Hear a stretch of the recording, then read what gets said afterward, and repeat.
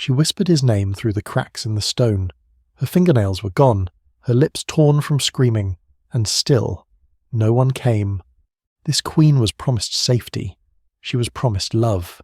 Instead, she was sealed inside her own tomb, fully alive. All because she loved the wrong man. You've heard of queens who lost their heads, but this one lost everything, breath by breath, heartbeat by heartbeat, trapped in velvet and stone. And if you're into stories that history tried to erase, the kind they never teach in school, take a second to like this video and subscribe. It tells me to keep digging up the disturbing stuff they'd rather leave buried, just like her. Because what you're about to hear isn't just a tragedy, it's a warning. She was born noble, groomed for diplomacy. Her name wasn't meant to be remembered, just married off, sewn into treaties, forgotten. But Isabella of Castile, the younger sister to the future queen, had other plans.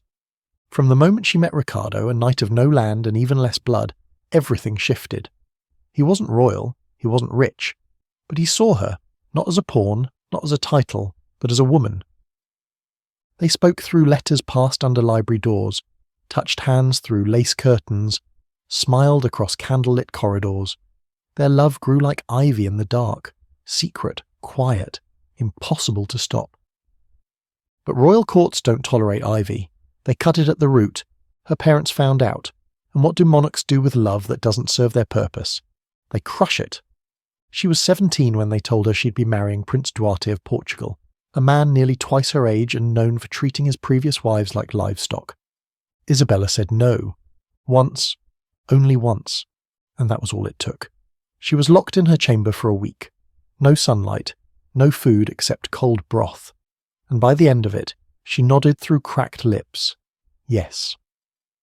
But her heart stayed where it always had, with Ricardo. On the day of her wedding, she wore silver. Not because she wanted to, but because her mourning dress had been denied. And as the church bells rang, echoing off the palace walls, Ricardo was seen galloping into the woods, exiled under pain of death. He never left the border, never remarried, never forgot. The marriage was a lie. Duarte, old and suspicious, rarely spoke to her. When he did, it was to ask if she was still dreaming of that bastard. She didn't answer. He took her ring and melted it, replaced it with one of his own design, 2 wolves eating a lamb. She miscarried once, then again. Her ladies whispered that she was cursed. Duarte began sleeping elsewhere. His council begged him to annul the marriage, but he refused. Why? Because hurting her became his power. Isabella wrote letters to Ricardo. Dozens. None reached him. They were burned by hand, by Duarte himself, who laughed as the smoke curled toward the ceiling. You can write to the dead all you like, he told her. They'll write back sooner than he will. She stopped writing, but she never stopped hoping. 7 years into the marriage, she saw him again. Ricardo, scarred from battle, thinner, wiser, and still hers. They met under moonlight, in the old stables where they once fed horses as children. They kissed beneath broken beams and fell into each other like no time had passed. For 6 months they lived in whispers. Every meeting was a risk, every letter a death sentence, until one night a servant betrayed them. Duarte was waiting in the darkness, with guards and chains. Ricardo was dragged from her arms and thrown into the dungeons.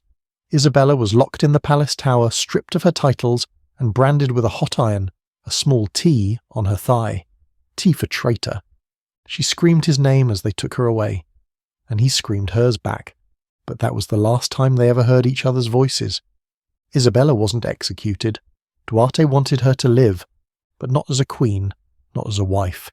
He had a tomb built, a mock royal crypt carved deep under the northern wing of the castle, lined with velvet, gold leaf on the walls, candles, roses, air vents, and a door made of stone designed to be sealed from the outside. They told the kingdom she had died of fever. A public funeral was held with an empty coffin. Mourners wept. Bells rang. But Isabella was still breathing. On the night of her death, guards carried her down the winding steps, drugged, dazed, dressed in funeral white. She woke up hours later, alone, cold, surrounded by luxury and trapped. "What do you do when you're buried alive?" Isabella screamed until her throat bled. scratched at the stone until her hands gave out, prayed, cursed, cried, slept, and waited. The tomb had enough air to keep her alive for weeks. There were food stores, water, blankets. She wasn't supposed to die immediately. She was supposed to lose her mind first. Some say she began writing with candle wax on the walls, letters to her daughter, who never knew her. Some say she composed poems, sang lullabies. One servant claimed he heard her humming through the stone, others said they heard clawing. But no one ever opened the door, because the king said, "Let her love be her coffin." Ricardo escaped. 3 weeks after her burial, he broke out of the dungeon during a feast. Disguised in servant robes, he fled the city. His destination, the crypt. He didn't make it. He was killed 2 miles from the palace walls, shot with a royal crossbow. The arrow pierced straight through his back and into his heart. They burned his body in secret and dumped the ashes into the river. No tomb, no name, no marker. But a rumour spread that he had almost reached her, that he died with her name on his lips, that she heard the sound of hooves before dying and smiled. Decades passed. Duarte died of a stroke, bloated, bitter, and alone. His heir ordered a restoration of the palace, including the forgotten wing, and that's when they found the sealed door.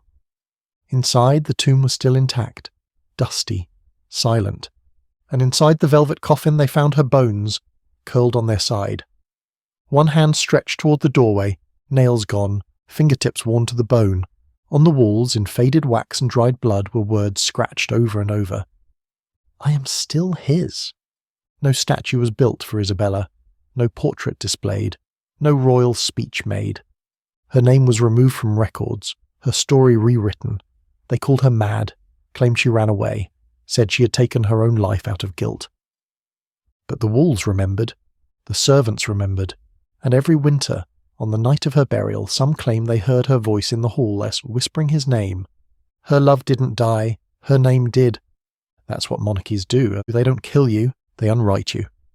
Isabella wasn't the only royal to suffer for love, but she might be the only one who died inside her own love story, quite literally buried in it. Not every crown shines. Some are forged from stone and sealed with silence. So if you're still here, tell me this. Would you rather die forgotten for the right person, or live remembered for the wrong one? Comment below, I'll be reading. And if these hidden royal horrors grip you the way they grip me, hit that subscribe button, because there are more stories like Isabella's, and they're waiting to be dug up.